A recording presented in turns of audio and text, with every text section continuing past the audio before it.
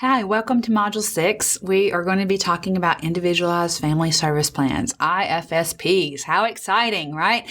This is the paperwork, the backbones of what we do for services, and we're going to discuss in depth a little more about how we do it. Every state has similar things. Forms may be a little different. Of course, we're going to look at the Tennessee form, but if you're in another state or you are moving to another state to provide services, the forms are going to be, like I said, quite similar. Have the same information, it just may be a little different, like a checklist versus writing it down, that kind of thing. I'll try to point out things that I know of that have been slightly different so that you know them too. So let's go on.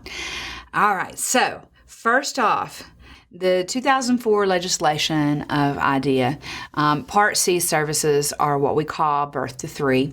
I told you in previous lectures, they used to call them Part H. This is just where they've changed the law or reworked on the law, and you can see now they've changed just what it is, same services. The IFSP is a legal document. It's a binding contract. It is saying this is what we're going to provide your family, or this is what your family's going to do. It's also where the parents are. We're going to try to do this as well. It's not binding just on our end, but often we write in the parents. It identifies families, concerns, priorities, and resources. Why we do this in an IFSP? Well, let's think about it. Why do we do that? Why do we want to have the family's priorities, their concerns, their resources to help with this? Well, often when we first started with early intervention, we didn't take the family into consideration as much. Okay, and IFSPs mandate that we do this. And I'll give you a great example. This came from whenever we were working, when I was in Middle Tennessee around Cookeville. I had a child that I worked with that had Down syndrome. Okay, Mom was about 24, and if you remember when we've talked about Down syndrome, it tends to be that older parents are individuals that have children with Down syndrome.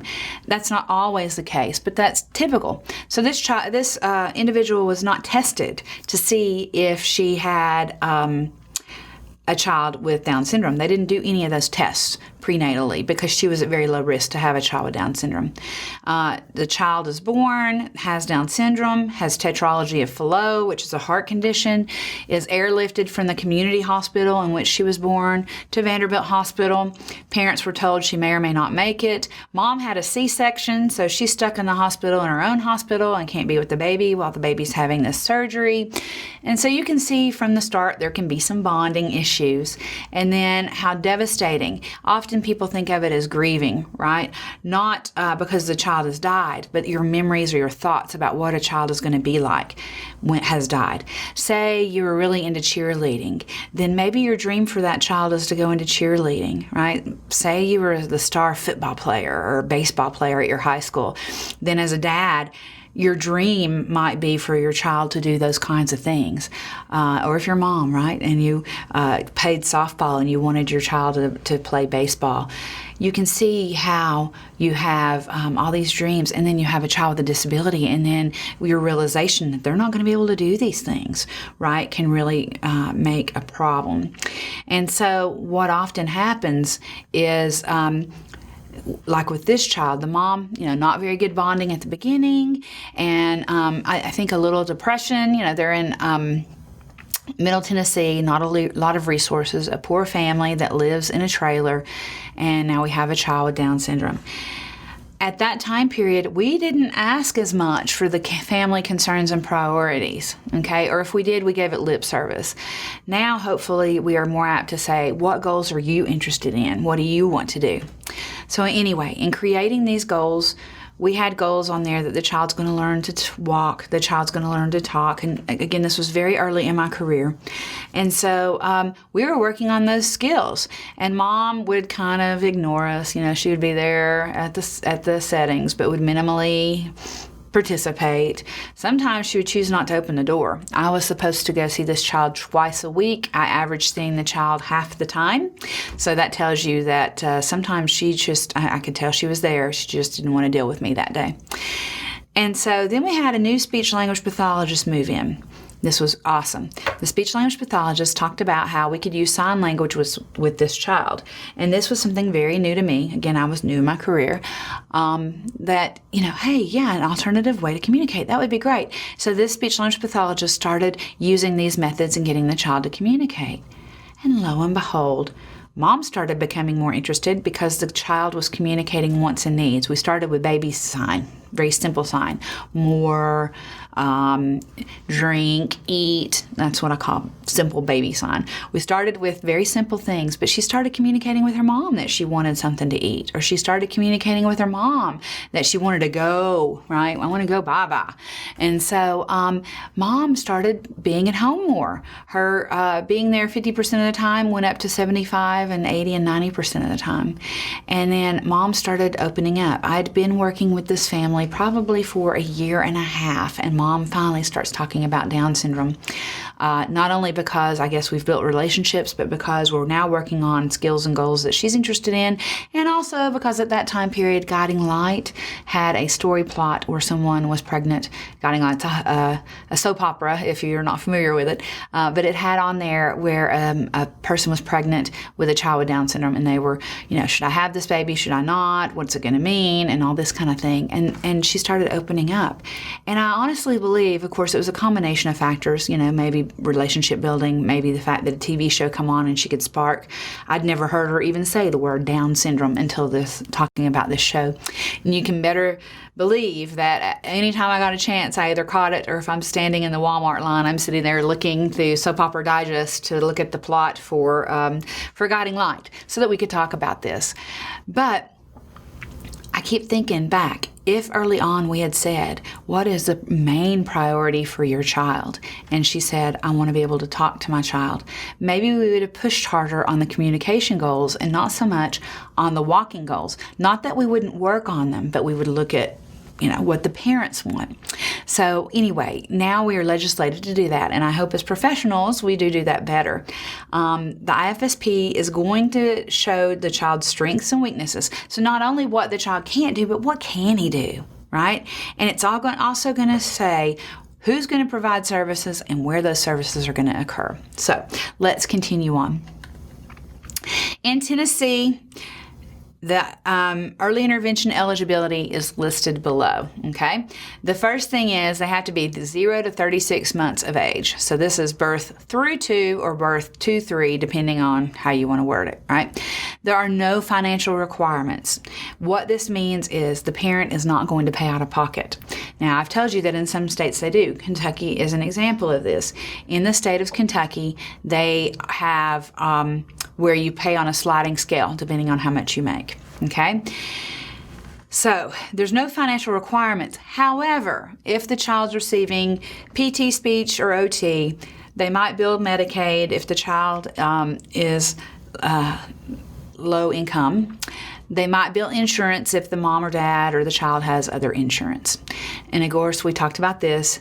TEIS is the payer of last resort, meaning that they will pay if no other agency, insurance, or anything will. If no one pays, then TEIS picks it up. So the family doesn't have to pay anything out of pocket for early intervention. Now, they have to meet one of two things in Tennessee. The first one is they have to have developmental delays in 1+ area. We kind of talked about this in a previous lecture, but the percentage is 40% in one area or 25% in 2 areas. And we talked about what that looks like, right? 40% in one area. If you're 10 months, that means that you're acting like a 6-month-old, or your skill level's at a 6-month-old. Quite significant, almost half your life, right? 50% would be half your life. Or 25% in 2 areas. 25% again would be, say, a child is 12 months, then they have the skill level of a 9-month-old in 2 different areas. So we're talking pretty significant delays here, okay? Or they must have a condition that is high risk of delays, okay? And Tennessee has a long list. You can get on their website and look at the list, and it would be, Down syndrome, spina bifida, fetal alcohol syndrome. There's a list of conditions. So you either have the conditions that put you at high risk, or you have the delay. Now, in Tennessee, who can refer to TEIS? Okay, TEIS is Tennessee's Early Intervention System. That's what TEIS stands for. Who can refer? Anyone can. Parents, professionals, grandparents, doctors. Now, it is best to have the parents' permission and say, I'm wanting to refer your child. Okay, but there is a referral number there. It's a 1-800 number. Okay, so somebody calls and refers to TIS. TIS is our child find. If you remember in previous legislations, it said that each state must have a child find agency, right, that's going to go out and actively look for individuals with disabilities, young kids with disabilities. And this is Tennessee's, it's TIS. And so the referral number's there, so somebody calls. Then what happens? Well, before we have the assessment, someone calls and we have a screening first, right? And so let's see if we go on. No, So what happens is we screen the child often. And this can mean that someone goes out and visits the parents and they talk to them, or it can be that they do it over the phone. I think in Tennessee, in most cases, we actually do go out and see the child. And so in that quick assessment, quick little screening assessment, we say, oh, you know what, it looks like this child might need to be tested by an occupational therapist and a speech language pathologist and a developmental specialist. His physical therapy is fine, we won't test there. Okay, so you can see how they screen, why they screen. Or it might be that, no, everything's well above what would be considered delayed, so we're not going to go any further. So the process can start there or stop there. Or it can go on. Okay, so it can be an assessment, and it's going to have an interdisciplinary assessment. What this means, the federal government requires that we have more than one piece of information must be used to determine eligibility. So what that means is, if I am a speech language pathologist, it can't just be my assessment that says, oh, this child needs services. We have to have someone else, a developmental specialist, an OT, a PT, somebody else in their assessment determines whether that child is eligible for services. Okay. Now, not only do we assess the needs of the child, the federal government requires us to assess the needs of the family. And again, we've kind of talked about this. What's good for the child is good for the family, right? And so therefore, we're going to assess their needs too. And if they have a need to learn more about the disability or a need to get their GED, we know that that's going to be good for the child. So therefore, we are going to try to do both, work with family and child for the betterment of that child. Early intervention services are dictated by needs of the child and the family. What does that child need? What does that family need? I'll give you kind of a for instance. I worked with a child that was born very early, okay, so they're preemie, and they required services. However, mom had been in a car wreck before the child was born, and what it basically did was it gave her brain damage, and she was basically paralyzed on one side of her body. So therefore, whenever we did a needs assessment, we realized mom was going to need to know different ways to play with this child, different ways to hold the child, interact with the child, because she can't basically use the left side of her body. And so in coming up with strategies, we came up with strategies that would not include her getting on the floor. Where do we normally play with kids and babies? On the floor. What does mom have a hard time doing? Getting up off the floor. And so what she decided was that when dad was home, he would be the one that would play with the child on the floor. But when she was home, we set up gates around the extra bed, and we had the extra bed built up high so that mom could stand and could play with the baby on the bed, of course, with supervision. She would never just leave the child there. And so this was how we did it. We also taught her, how are you going to pick them up? How are you going to carry? How are you going to do this, that, or the other? So that's kind of an example how you look at the needs of the child and the family to determine what goals are needed. And we want the services provided in the least restrictive environment. Now, if you remember back to other classes, or you remember or are knowledgeable about that term, least restrictive environment, you think of, well, they need to be with their typical peers. Can a home-based setting be a least restrictive environment? You have to think in early intervention, the least restrictive environment is where we typically see babies or young children. Where do we typically see babies and young children? Where can they be found? In homes. And so that's why a home is considered a least restrictive environment. It's more restrictive for that parent to have to take the baby to a center where there's a lot of other children with disabilities. You got to think that's not as inclusive, right? So you can see how least restrictive environment is often in the home or in the daycare setting. And these are the different fields in early intervention. You've heard me talk about them before. There can be others, okay? I just wanted to try to do as much of a list as I could find. But these are different specialists that you will see. You most often see the occupational therapist, physical therapy, speech language pathology, and child development specialist or early interventionist. Those are the 4 biggies. The top ones are the ones that you see more often. However, you could see vision and hearing if the child has those issues. You could see a nurse if there's nutrition or failure to thrive. You could see audiologists. Again, that's usually if there's a hearing issue. You could see a social worker if there's chaos in the family or there's a reason that a social worker's involved, say maybe a young mother. So you might see someone like that. Assistive technology, somebody that works with technology. And yes, babies can use assistive technology. We have a module on assistive technology, and we'll learn more about that later. And you might see doctors. Very, very rare, because they often don't have time to come to the meetings. Now, their information is included in the meetings. I will tell you that. We often get the doctor's information, but they often don't attend in person a meeting. So where do services occur? What we want is that we want services to occur in a natural environment. Okay? Where does that particular child spend most of their time during the day? If most of their time during the day is the daycare, then that is their natural environment, okay? Or if they spend it at home with Papa or Grandpa, then that's the natural environment. Also, we have to think about, are there certain family members that want to be involved, okay? If you have a mom that wants to be involved with knowing what's going on and how to do certain things with their child, then even though the child spends most of their day in a daycare, we might have work with that mom, okay? Or it could be the other way around, or we might work with the daycare and the mom, okay, if they want to be involved.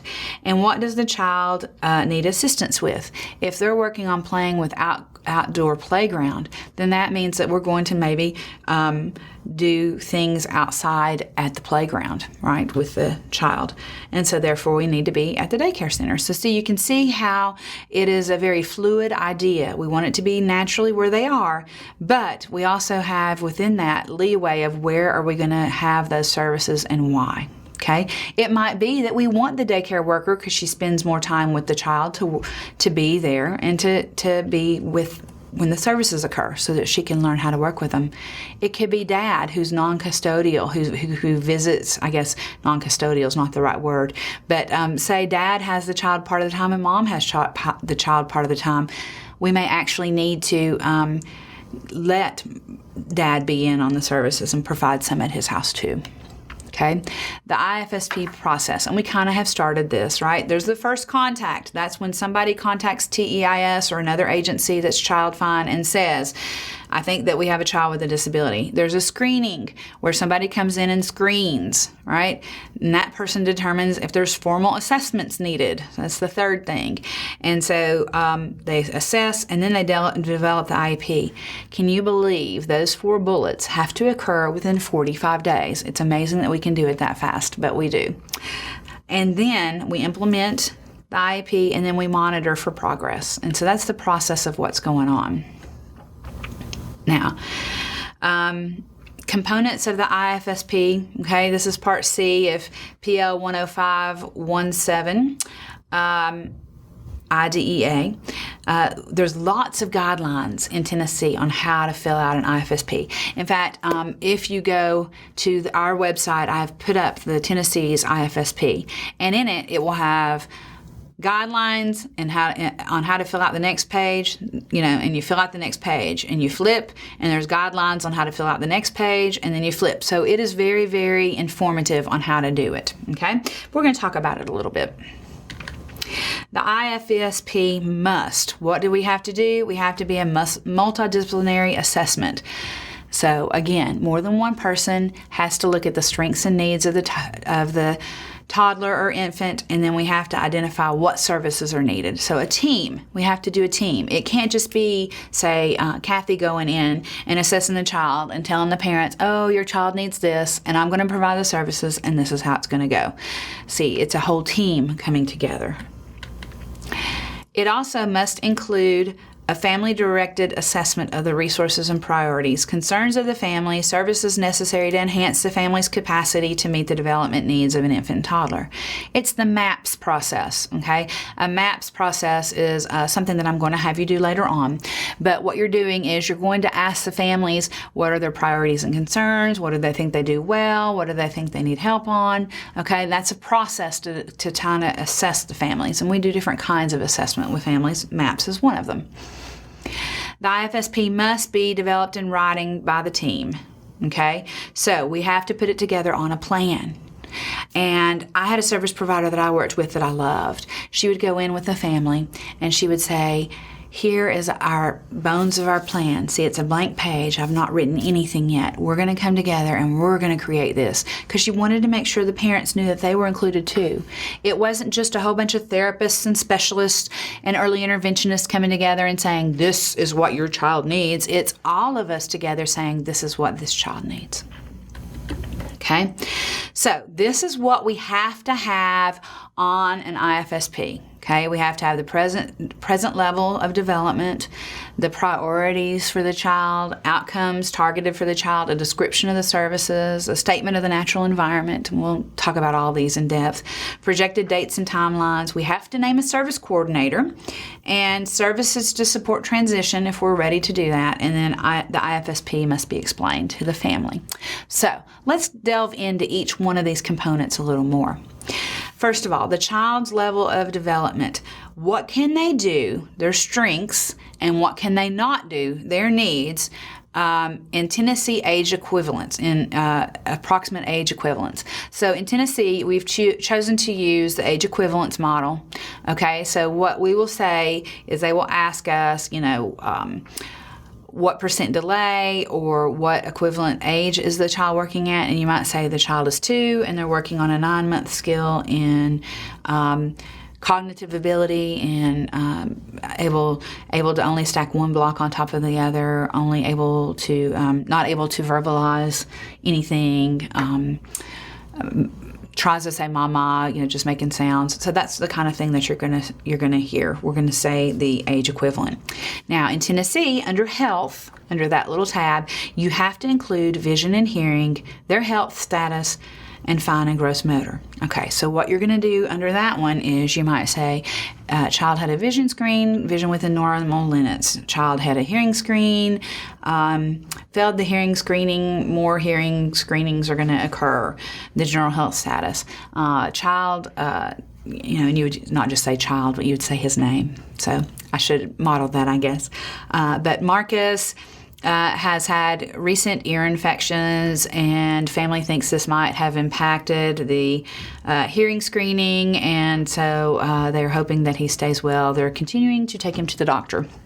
For that, he may get tubes put in his ears.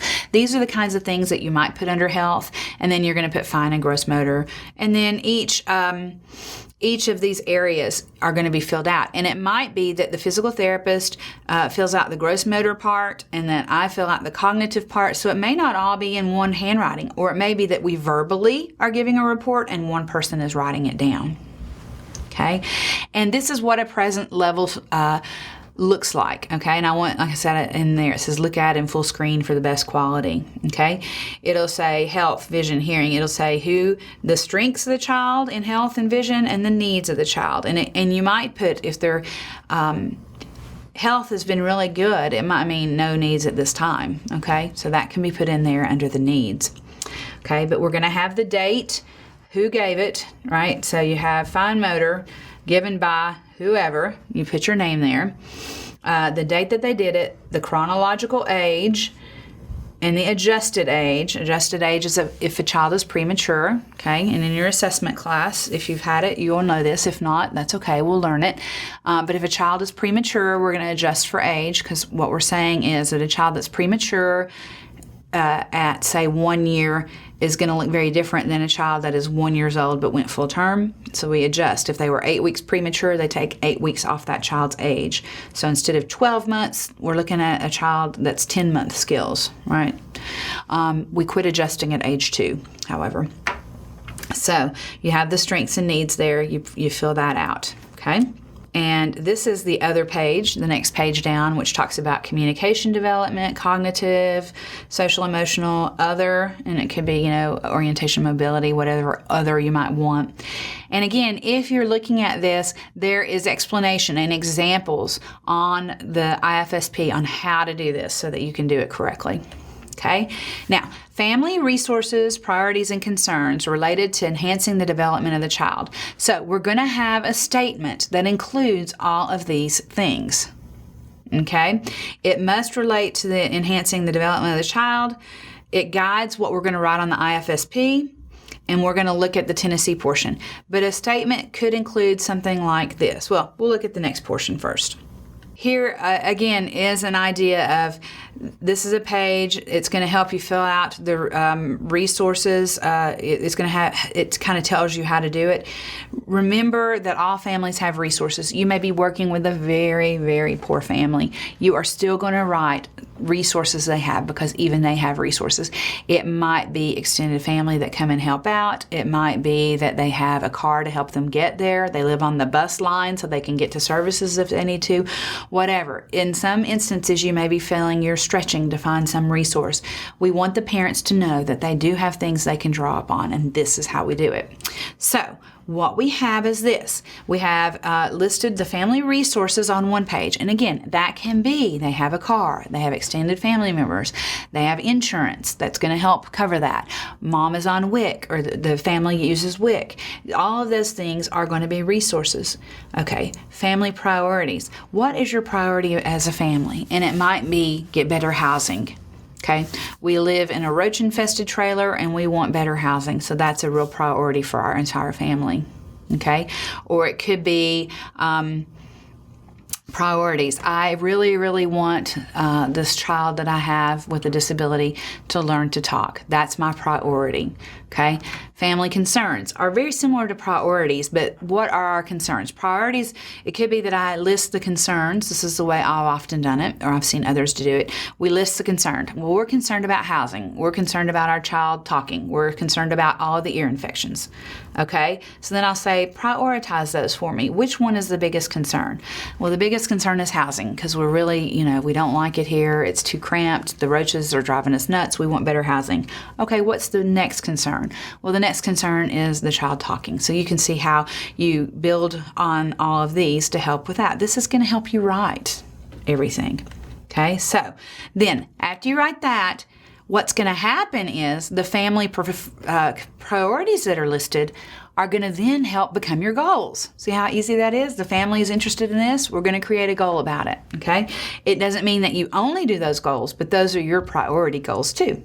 Okay, so outcome targets for children. We have a statement of outcomes to be achieved by the child or the family. So we're going to write a statement saying this child's going to learn to do this or this child's learned to do that.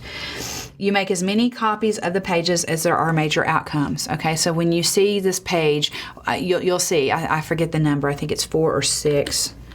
And I don't have the number on there. It doesn't matter.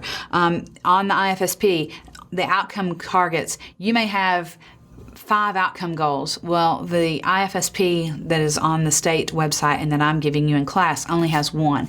That means that you have to copy that page more than once and use it as many times as you need. It has to have criteria, procedures, and a timeline. And we're going to talk more about those here in a minute. Okay? And again, this is what it looks like. This helps guide you on how to do this in the state of Tennessee. So I really like the fact that they give you right there, before they give you the page to write on, how you're supposed to use that page. Okay? So we have major outcome number 1. Major outcome number 1 is often the biggest priority for the family. So if that family's outcome priority is to have better housing, the first thing is parents will secure safer housing for their children. Okay? Now remember, when you make action steps and outcomes, they need to be MOOG. Okay? MOOG means measurable, observable, objective, and generalizable. So we can't say that we want a child to think better We can't say, we want to say that the child will understand names of animals. How can I see understanding? Okay, it might be that a child shows understanding of animals by pointing to them when asked. Okay, that's measurable. It's observable. I can see it. Okay, it's objective, meaning that anybody that comes in can see it, and it's generalizable. Not only can they do it in this book, but they can do it in that book. So you can see how it would go. Now, again, if we're doing a major outcome step like finding housing, you would put on there, family will secure housing. Okay, the action steps. 1, service provider will get family in touch with Section 8 housing. And who's responsible for that? The service coordinator. It could be, various things there. You're going to have your action steps are, how are we going to do this? How are we going to meet that goal? Okay. And it could be that family has no transportation. And so it could be that the service provider will find transportation to go to Section 8 housing to see if they qualify. Okay. Then at the bottom, okay, and there's a targeted date you see at the very top right hand corner, the targeted date that you think this is going to occur. The persons are responsible, the action steps, and then you review it, okay? And remember, how often do we review an IFSP? 6 months. If you were thinking 6 months, ding, ding, ding, ding, ding, you got it. So every 6 months we're going to review it. And so what we're going to do is we're going to make comments down here. Okay, it might be that 6 months later, family qualifies for Section 8 housing, none available for the size of their family. They're in they're on the wait list for Section 8 housing. And then the next 6 months we review it again, and it might be family were able to get into Woodland apartments to have more affordable and better housing for their family. Yay, met that goal. We met that major outcome. So you see, if you think of IFSPs like IEPs, a major outcome is just like goals and objectives, right? Major outcome is the goal, action steps are the objectives, okay? So a little different, kind of the same. Okay, a description of services. A description of services is just that, a description of what services are needed that are going to meet the unique needs of that family, okay? And it can include PT, OT, speech, developmental specialist. It can include all kinds of things. It could include that mom needs help with understanding how to care for a young child because she's 15 and doesn't know how to. So we're going to bring in a social worker, and that social worker is going to help her learn how to take care of this baby. So we're going to have a description of those services. We also have a statement of natural environments, and it's on the same page as services on the Tennessee IFSP. This is going to say where are the services going to be provided. They're going to be provided in the home. They're going to be provided in the daycare. If they are not provided in the natural environment, there has to be a justification statement as why. An example of this would be the child is going to receive physical therapy at Little Kids Physical Therapy because the equipment that is needed for the physical therapy is not available in his natural environment at his home. Okay, so you can see we make justifications for services that are not provided in that natural setting. And again, natural settings are parks, homes, daycares, the friends' houses. It's wherever we might naturally see a baby. Okay, if we had a physical therapy business, we wouldn't naturally see babies there. They come there only for that reason, right? It's not someplace that they go hang out. The parents don't go, hey, let's go down to that physical therapy place and hang out with our child. All right, so any place that you don't see a baby naturally, you have to have a justification as to why. Okay, and again, it is on the same page as services on the Tennessee's IEP. So we also have to have projected dates and timelines. This is also on the services page in Tennessee. We're going to say when the services are going to begin and the anticipation of the length of those services. Okay, so in finding the housing, we'll go back to that example. It might be that we think that it's going to begin immediately, so it'll begin, say, today or tomorrow's date. Okay, and we anticipate meeting that goal in 6 months. Okay, so you'd put that date, and that's how that goes. And again, here's the page that tells how to fill out this part of the page. And then there's the page itself. If you look at it closely, it'll say, this again, you put the service, which outcome that service was related to. So say, again, we're going to housing. If that was our outcome number 1, then we're going to put 1 there. The provider on who's doing that, and it might be me, right? Or it might be the service provider or whoever. And then we have, if it is required or not, the starting date, the expectation or the expected duration, the environment in which it's going to happen, the frequency and intensity. Frequency is how often, once a week, twice a week, and the intensity is how long you're going to be there. I'm going to be there once a week for 60 minutes at a time. Okay, I'm going to be there twice a week for 30 minutes each time. I'm going to be there once a month, 45 minutes. So you can see where you're going to do that. Payer, okay, and this is going to be who's going to pay for those services. If they've got Medicaid, it could be that Medicaid's paying for that. If they need glasses and they can't get anybody to pay, it could be the Lions Club, right? Or absolutely nobody's paying, Tennessee's early intervention system. So you have to put the payer. And then we have review date and review status. So we look at when we review it, okay? And so we'll put a review date on when we're going to review it and the status, what's going on with it, okay? And again, below you see the service, physical therapy, the options consider, home physical therapy in the center. The desired outcome could not be achieved in the home, which is the natural environment, because the equipment needed to do it was not available there. So you can see how you would write that kind of statement there. Now, the family has to name a service coordinator. A service coordinator is going to look at the IFSP and say, I'm going to make sure that the OT's coming, that the PT's coming, that we can get you to the housing. So they're the ones that are kind of overseeing the IFSP to make sure that it's happening. It is the family's choice. Okay, the families can choose who they want to name as the IEP. Some states have an agency that oversees it, but doesn't have to, okay, and that's what we have. In Tennessee, we have Tennessee's Early Intervention System, TEIS, and they typically are the service coordinator for a lot of our kids. To me, that makes sense, right? They are the ones that oversees it. That's what they have to do. They don't have to provide any direct services. It gives somebody that doesn't have another job to be able to really focus on it. The families can name themselves. They can say, I'm going to be the one to make sure that these services occur and the people come by that are supposed to. It could be that they say, the speech language pathologist I'm really close to, she's the one that comes into the home more often. I want them to be service coordinator. It's the family's choice, okay?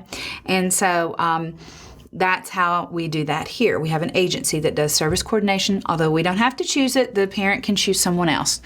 Again, it typically is TEIS that is chosen. Now, if a child is about to turn 3, okay, we have to have transitions things in place. It actually occurs a year earlier. If a child is already receiving services and they turn 2, our job is to notify the school system that this 2-year-old is going to come up, okay? This kind of helps the school year for the school system to know how to plan so that they don't know that 40 babies out of the blue are coming up, right? Oh no, what are we going to do with these kids? If we know at age 2, that gives us a year to start preparing for it. Now, if the child enters services at 2.5 or enters services at almost 3, we're going to notify the school system as soon as possible. Okay, now there are other meetings that occur throughout the year before the child turns 3. There's going to be a time where the school system will assess. There's going to be a transition meeting where we talk about what we're going to do, how the child's going to transition. Okay, and in early intervention, our job is to educate the family and to talk about how we're going to do this. This is how transition's going to look. This is how it's going to go. And we hopefully have a slow and easy transition. Transition time is very hard. You got to think about it. Say you've been working for that child or with that family for 2 years, and now it's time for the child to transfer. They're not used to someone else. Things are going to be very different, right? Also, if you're doing home-based or community-based, now that the child's 3, there's a good chance they're going to be going to the school system for services. And this may mean that they're going out of the home and into a center for the first time. So you can see how that can be kind of hard. Also, as you saw when talking about this and in other things, families are very, very important. And so we really, really assist them. I often tell people when their child turns 3, I'm not going to be here to help you. Okay? There's not a service coordinator that's going to make sure all the services happen. That's your job. Okay, so therefore we're easing them in, and things change. The rules change often at 3. So you can see how this can bring a lot of stress to the families and to the child. But we do strive to make that a very easy transition by working on it starting a year ahead of time, right?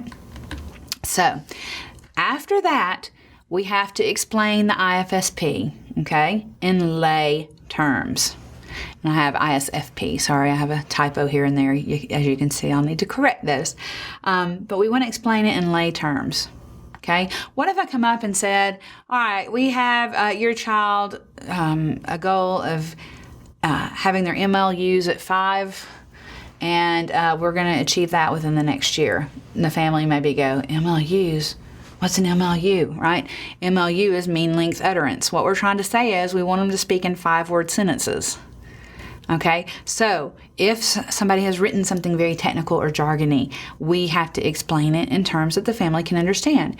Now, if you're working with a speech language pathologist, you may be able to say MLU and they understand it, right? But maybe not. So what we do is we have to explain in lay terms, this is what this paper says, this is what we're going to do, this is your responsibility as a family to be here for the services, to help get your child to OT because they can't come to the home. And we obtain the family's consent before services begin. We go, do you agree to these services and providing these services? And if so, then the family signs, and yes, they do. Okay, so we explain the IFSP. And so, whenever we have meetings, that's how it goes. That's how things look and how things are going to go whenever we are starting these meetings. And so, I am going to let you go now, and I hope you learned a little bit more about the IFSP. I know that you have an assignment where you're going to be filling out one, so I know that this will go really well and you'll be able to do it.